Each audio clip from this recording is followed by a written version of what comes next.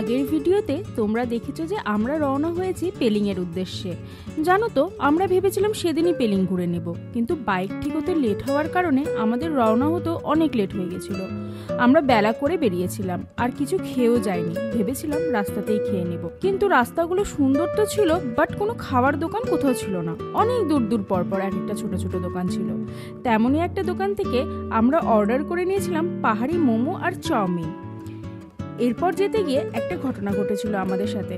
হিরণময় দাদের একটা ব্যাগ খারাপ রাস্তাতে ঝাঁকি পেয়ে কখন যে পড়ে গেছিল অন্ধকারে, আমরা টেরই পাইনি। পরে লক্ষ্য করেছিলাম ব্যাগটা নেই, সেটা পাওয়ার আশাও আমরা হারিয়ে ফেলেছিলাম। এরপর গেজিংয়ে দাঁড়িয়ে পেলিং যাওয়ার রাস্তা একটা গাড়ির ড্রাইভারকে জিজ্ঞেস করতেই সে হিরণময়দাকে জানায় যে সে রাস্তায় একটি ব্যাগ পেয়েছে, আমাদের কারোর ব্যাগ হারিয়েছে কিনা। আমরা তো পুরো অবাক, এখনো যে এত ভালো মানুষ রয়েছে ইনাকে না দেখলে সেটা বোঝাই যেত না। যাই হোক, এরপর পৌঁছলাম আমাদের সেদিনের হোমস্টে দ্য উডেন নেস্টে। তোমাদের ছোট্ট করে একটা রুম ট্যুর দিয়ে দিই।